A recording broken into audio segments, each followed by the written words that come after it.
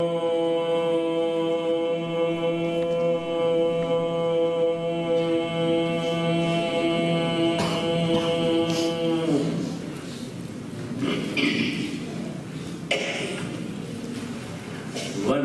Sambhumapatim Suragurum Vande Jagatkaranam Vande Parnakabhushanam Sasitharam Vande Vasunam Patim Vande Surya Shishankavanninayanam Vande Mukunda Priyam Vande Bhaktajana Ashrayam Chavaradam Vande Bhaktajana Ashrayam Chavaradam Vande Shivam Shankaram. Friends, Raja Yoga is the vital yoga. The yoga which is of determination, decision making, firmness, strong willpower. Arjuna in the first chapter has lost his willpower. He has lost his determination. He is not firm. He is unable to stand erect. His head started reeling. He has lost that balance of mind. And he has declared, Krishna, I am unable to stand up.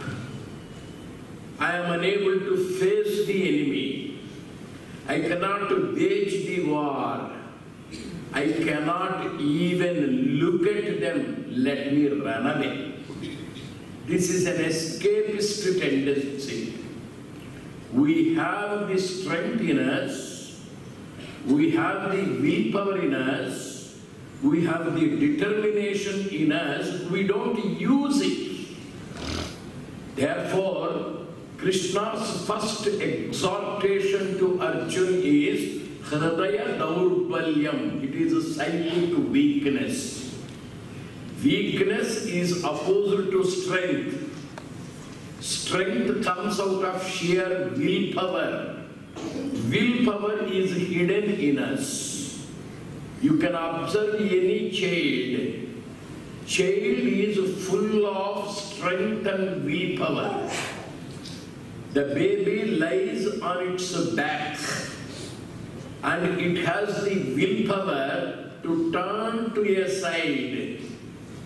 The willpower becomes stronger, more and more enthusiastic, much more decisive to sit up. It is not satisfied, it is not content with lying on its back. The willpower within it prompts it, persuades it to sit up, and the baby sits up. And then it begins to crawl, not satisfied with it. After crawling, it wants to stand up. We can observe any child, it stands up, it falls. It stands up, it falls. And the child is not weak to submit to the failure or fall. Any number of times it may fall, but it does not submit to that psychic weakness. It has the willpower to try again, to attempt again, to stand up again. And the child succeeds in standing up. Slowly, it begins to walk. Every time the child tries to walk, it falls. It is not dampened in its enthusiasm. It is not depressed. It is not dejected. It is not at a loss, in despair. Whereas Arjuna is in despair. The unfortunate part of mankind is that childhood willpower gradually gets weakened.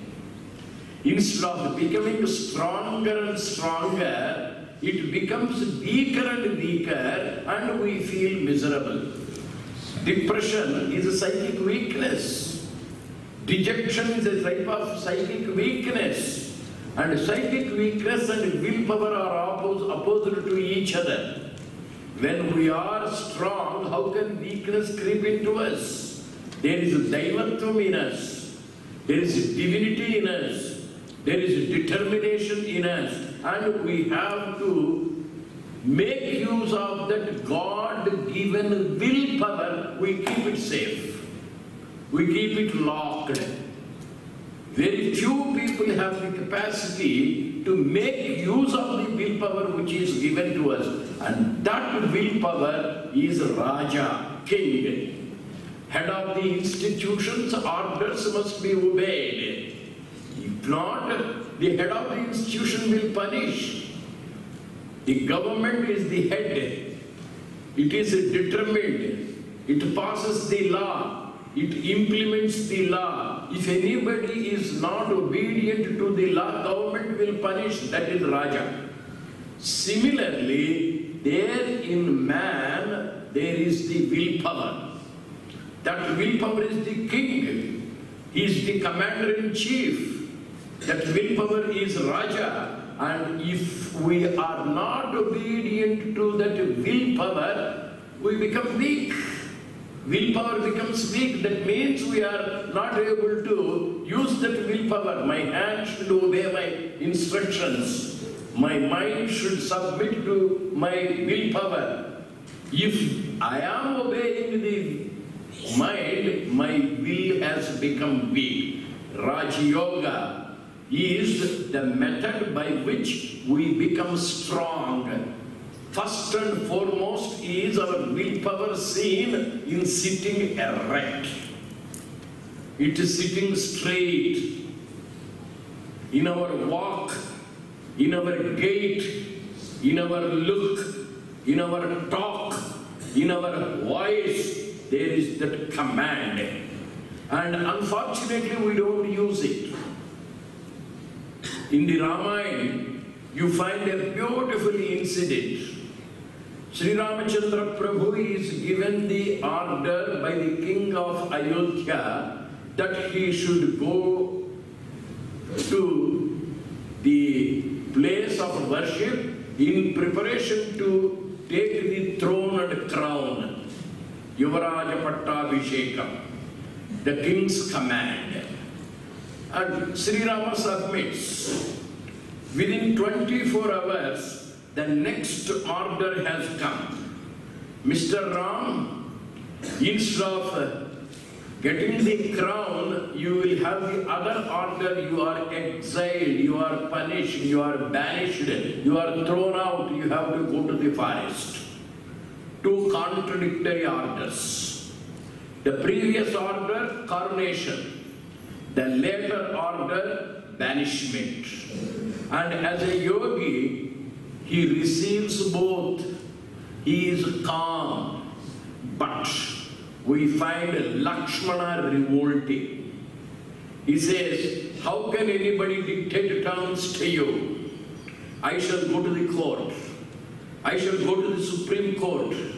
I shall fight it out. I shall see that nobody can prevent you from becoming the king of Ayodhya. Then Ramchandra Prabhu says, Mister, it is your mother's wish. So what? I shall kill the mother and get you the kingdom. It is your father's. So what? I shall kill that father and get you the kingdom. Mister, it is not your mother or father. It is your fate. So what? I shall defy fate. Lakshmana says. Rama is surprised about the will of Lakshmana. This land is a place of willpower. You study the Upanishadic literature. Nowhere do we find the psychic weakness propounded. Nayam Atma Balahinena Labhya. Impossible it is for a weak man to realize the Brahman. It is impossible for a psychologically weak fellow to become a Brahmajnani. Nayamatma Balaheenena Labhyaha. Balahina means weakness. It is available only to the strong person. And the greatest Upanishad is Kathopanishad. In the Kathopanishad there is a man, he has performed one yajna. Yajna is a welfare activity. During the process of the yajna, he was to distribute the cow and calf to the needy. He has hundreds of cows and calves. People were coming. He was giving them in charity to the needy people, cow and calf. But when he was giving such cows which were sick.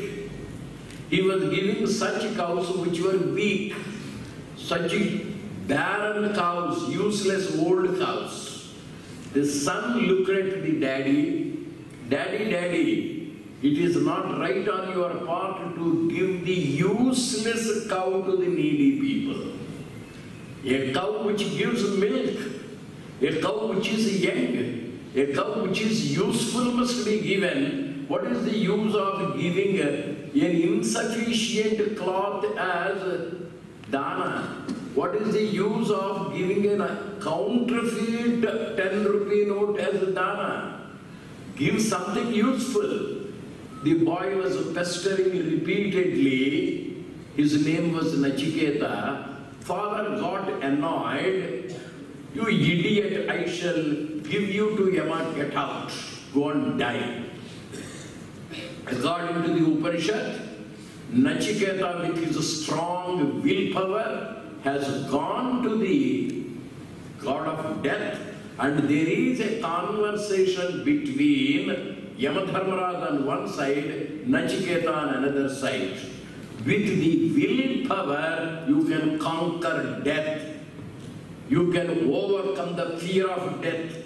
You can become eternal. You can become a Brahmajnani. That is the substance of Kathopanishad. What we find in the conversation between Nachiketa and Yamadharmaraj, we find in the modern times Sri Ramana Maharshi. His elder brother said, go and die. Ramana Maharshi experimented with death, experienced it with death, and he was able to know that the death is not to the Atman, it is only to the body which it drops. It has hired the body, it has returned the body, and the person living is the strong willpower, and that is the Jnana.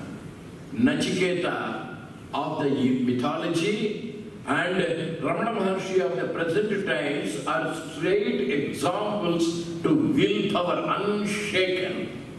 His mother wept, now nothing doing. I shall not move. Gautama the Buddha went in search of truth, and he was determined to find the truth, and he did not come back. One can make one's own destiny. We are not using that willpower. A girl of 16 years, Savitri, she fell in love with a boy called Satyavan. The great astrologer Narada Maharshi came. The father of Savitri showed the two horoscopes of the bride and bridegroom. Narada Maharshi looked at them, observed them, and told, Sir, this boy will die within a year after death according to the fate. And the reaction of Savitri, I shall see how he dies. Challenge, determination. And that determination is hidden in us. And according to the story, we find Savitri's husband living. We can make our destiny. Fate, Markandeya's father Mrikanda Maharshi did tapasya. He wanted a son. Lord Shiva appeared. I give you the option. A boy will be born who will be a dullard, who will be weak, who will be very feeble, and he will live 100 years. Do you want such a son? Or there will be another son born to you who is capable of dictating terms, a man of strong willpower and confidence and faith. But he lives only for 16 years. I don't mind having that small boy of 16 years, please give me. Mrikanda Maharshi's son is Markandeya. Markandeya is getting that 16th year. Mother was becoming gloomy, father was becoming sorrowful. One day the son asked the parents, Daddy, Mummy, why are you sorrowful? Why are you grief-stricken? Why are you weeping? Both of them declared, my boy, you are going to die. Who told you? Fate.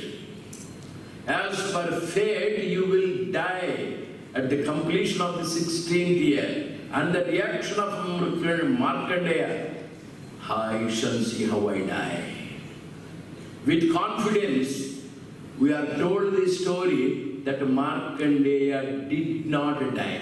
With faith, you can conquer the fear of death. With willpower, we can overcome all miseries. With love and devotion, we can conquer. And with the determination of that gentleman, Nachiketa, we can conquer. Bhishma gave up marriage to facilitate the marriage of his father.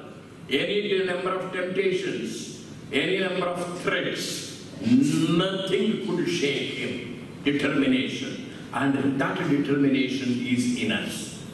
We should have two types of goals. One, long-term goal. Two, short-term goal. These two fixation of goals will give the strength of willpower. First goal, before 10 o'clock today I shall complete this book. It strengthens your willpower. Before I die, I should see the Brahman or God that gives you additional strength. Willpower is twofold. One is by fixing the short-term goal. Another is by fixing the long-term goal. All the three people have conquered. Now the question arises, how do we know it? I give my personal example. I was a boy of 7 years or 8 years. I was studying in my school. I was returning from the school to my house in the evening at 4 o'clock. That was a sandy day in the village. There was a parrot astrologer. Every boy was giving 5 pies. The parrot would come out of the cage. It would pick up a particular card and the fellow will read what is written there and he will frighten the people or give hope to the people. I too gave 5 pies. The parrot came out. It picked out a particular card and the man in charge of the parrot looked at me up and down. My boy, what class are you studying? I said 7th standard. According to the astrology, according to fate, according to destiny, according to this parrot's prediction, you will fail in the examination. Ordinary man will succumb. He will become weak. My reaction, I said, if I pass, will you give me 1,000 rupees? If I fail, I will give you 1,000 rupees. I shall see how I fail. Can't we face it? We used to play the game when we were children. With folded hands, I would sit and I would ask my friends, come on, tickle me. You cannot make me laugh. However much they tickle me, however jokes they may make, nothing doing. I have the strongest will to remain a rock-like person. I can remain stubborn. I can remain strong. And that is the unshakable will we have. Similarly, make me weep, impossible. You cannot make me weep. It is there, hidden in us, that strength to face the sorrow, strength to face the situations. We are not using it. In the Old Testament, there is a story. Christians have the two testaments, Old and New. In the Old Testament, there is a story. God, Lord, said to his son. By that time, earth was not yet created. This is the story available in the Old Testament.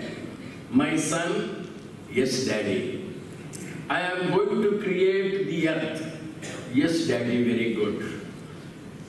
On that earth, I am going to create a beautiful garden called Eden. Yes, Daddy, very good. In that garden Eden, I am going to create a person called Adam, first man. Yes, Daddy. To be his companion, I am going to create a woman, Eve. Yes, Daddy. For their enjoyment, I will give everything in nature. Yes, Daddy. I shall create a forbidden fruit on a forbidden tree. Yes, Daddy. I shall tell the man and the woman not to go to that tree. Yes, boss. I shall ask them not to eat that fruit. Yes, Babu. And these two people will go because I have written on the forehead that they will go to the tree. And they will take that fruit because I have written on their forehead the destiny. And they will pluck that fruit and eat. And they will have all sufferings and sorrows. This is the road map, screenplay, fate, destiny, written down by God and told in advance to the son. As per the screenplay, as per the script, as per the fate, as per the plan of God, Eden was created, Adam was created, Eve was created, forbidden fruit was created, and according to his plan, the evil spirit sat and tempted them. They both went, they plucked the fruit, they ate, and they were suffering. Everything had happened according to the plan of God, plan of fate, plan of destiny. Now, God goes to them. Son follows him. Adam and Eve are suffering. You idiots, I asked you not to go to the fruit tree, why did you go there? I asked you not to eat that fruit, why did you eat? God was scolding Adam and Eve, and then the son says, Daddy, is it right on your part to scold them? You have written on their forehead that they will eat the fruit. You have written on their forehead that they will suffer. It is your plan, not theirs. It is your destiny writing that has made them. Is it right on your part to scold them, criticize them, find fault with them? You have written, you are the fate maker. You are the destiny maker. You have written the play. How can you find fault with them? Son asks. Then God gives the reply. My son, you have asked a beautiful question. No doubt everything happens according to my plan. But I have given man free will. It is like the credit card. When you go to the market, God gives you 1,000 rupees for your expenses, and He also gives the credit card. You spend the money, you forget that credit card. When you have to buy something more important, your money is not available. You have forgotten the credit card, that willpower, you can use it anytime, anywhere, ATM. But that willpower is not used by these fools, Adam and Eve. They could defy. Why should I touch that fruit when I am given the warning? That determination is lacking in us, especially in the student community. Why can I not become an IAS? Why can't I become an IPS? There is a determination hidden in us. Swami Vivekananda says, if education falls into my hands, I do two things. Number one, fix the goal fixation. Number two, teach the concentration roadmap, how to realize that goal. Realization of the goal is possible with the determined path. Fixation of the goal is nothing but the willpower. Both are to be done. I give you the modern domestic example. I am a teacher. I go to the class. I teach English. I teach Macheta Menis. The heroine there is Portia. Portia is a beautiful girl, intelligent girl, an excellent girl. And I have described the glory of Portia. Finally, I have dictated an essay on Portia. My dear students, remember this essay with full stop, comma, semicolon, spelling, everything. The moment you find Portia in the question, part played by Portia, character of Portia, the role of Portia, the moment you see Portia's name in the question paper, you write this essay, you will pass the examination. That's what every teacher does. I have dictated the essay, and the students have faithfully taken down from the blackboard with full stops and commas. They have memorized it. One student, out of 40 students, one student thought, is the teacher greater than I? Why should I memorize the essay dictated by him? Why can't I write an essay of my own? Why can't I prepare my own essay? He has gone to the library. He has read all the dramas written by Shakespeare. He has studied every heroine of all the dramas of Shakespeare. He has not satisfied himself. He has gone to Sanskrit literature. Kalidasu's dramas he has read. He made a comparative study of Indian heroines and Western heroines and heroines of Shakespeare himself. And finally, he prepared a beautiful essay depicting the character of Portia. It is not the essay dictated by me. It is totally different. It's totally original. It is totally creative. And that essay is written by that 40th student. If I am a good teacher, I give more marks to that original essay. Similarly, God is not happy with the people who don't use the willpower, who don't use that creativity. It is a slave's obedience. It is a weak man's obedience. It is not a man of willpower that is hidden in us. And that willpower, if it is used, it is Raja Yoga. In Upanishads, there is a beautiful story to highlight the willpower. One day, Chaturmukha Brahma woke up. There was all darkness. Creation was not yet started. He took the toothbrush and paste. He was brushing his teeth. After his anusthana, he would start the work of creation Srishti. At a distance, he found a luminary body, a bright body, a self-effulgent person, and that is Surya, Prakasha. He was surprised, Brahma. I have not yet started creation.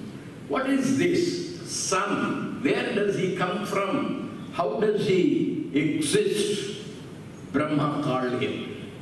Surya came. Mr. Effulgent body, I have not created you. Where do you come from? Who created you? How are you able to shine here? Then that Surya gives the reply. Sir, in your previous creation, Srishti, there was a Brahmana. And that Brahmana had 12 children. Those 12 children asked the father, what is the highest position? To be the village administrative officer? No. To be the revenue inspector? No. To be the Tahsildar? No. To be the sub-collector? No. To be the collector? No. To be the governor? No. To be the president? No. To be the global president? No. To be the Brahman, highest. And all the 12 children there sat in determination to become the Brahma. Aham Brahmasmi, Aham Brahmasmi, Aham Brahmasmi. They started meditating. They were sitting erect and the body perished. Each of them became a creator. Each of them created a Brahma, a Surya. I belong to one such creation. I was created by that boy. Nothing is impossible to a man. We can become gods because divinity is hidden in us. We can become anything. That's why Vivekananda says man is the maker of his destiny. To be the weaklings is the quality of a slave. To be royal, to be commanding, to be the dictator, to be the supreme commander-in-chief is the quality of a divinity which is hidden in us. And that quality is unfortunately sleeping in us. It is hidden in us. We have to bring it to the surface. If only we bring it to the surface, we will be real practitioners of Raja Yoga. Swami Vivekananda was born on the 12th of January 1863. He passed away on the 4th of July 1902. A few days before his passing away, his friends asked him, Swamiji, you are a remarkable character. Your success is really unimaginable. How is it you are able to become so great? What is the secret of your success? And Swamiji gave the reply, I think I am a daredevil of self-confidence, Atma Vishwasam. Without a pile in my pocket, I was able to go around the world twice like a Maharaja. All that credit goes to confidence. Confidence is the other name for willpower. Why should I weep? Let somebody die, it is natural, let the fellow die. For the sake of society, you may shed tears. For the sake of ethics, you may show your grief. But at heart, we are strong. And that strength is hidden. Vajrakaya, Vajra Manasu, Vajra Tejasu. Diamond-like determination makes a man always happy. And that is a given gift to us. Why should we keep the credit card without use? Why should we use that? Why should we not use that willpower? Having come to Prashanti, let us not be weaklings. Let us not be dullards. Let us use our creativity. The strength is hidden in us. If we are left 50 kilometers away, do we die there? We use our resourcefulness, make inquiries and come back. Similarly, necessity is the mother of invention. How can sickness creep into me, more so the psychic sickness? This determination is given to us by the Upanishads, by the Bhagavad Gita, by the Brahma Sutras. Asishto, Drishto, Balishta, Balam. Balam Maidehi. I want to be strong and I will be strong. That determination, the essence of the entire Upanishad message is strength, strength, strength. The entire message of Bhagavad Gita is strength, strength, strength. And finally, Vivekananda's message, all the 8 volumes of Swami Vivekananda's words, if they are squeezed, only one word remains, strength, balam. Health, wealth, strength at the physical level, strength at the psychic level, strength at the intellectual level, strength at the spiritual level. Balam Maidehi. And that strength is our Raja Yoga. And the entire strength is dependent on only one thing, sitting erect and breathing. When we sit erect and breathe with strength, we become strong physically, we become strong psychologically, we become strong intellectually, and we become strong spiritually. The simplest technique is to sit erect, stand erect, walk straight, talk straight, look straight. I give a simple example. When we are traveling by the train, if there is somebody sitting in front of you, look at his face, look at his eyes, he will change his direction. He cannot look back. You are of stronger will. He is of a weaker will. He will turn his head this side. Don't look at him angrily. Don't force your vision on him. Just look at him normally. He will change. It is the strength. In your voice there will be a commanding tone. In your look there will be a piercing glance. In your walk there is a royal gait. And in your mind there will be that royalty. That is the kingly quality, Raja Yoga. Having come to Prashanti, let us follow the footprints of Swami Vivekananda's commanding tone, Sri Krishna's statesmanship, Bhishma's determination, Nachiketa's willpower, Savitri's love, and Markandeya's self-confidence. Let us not succumb to psychic weakness. Let us meditate on Sri Krishna.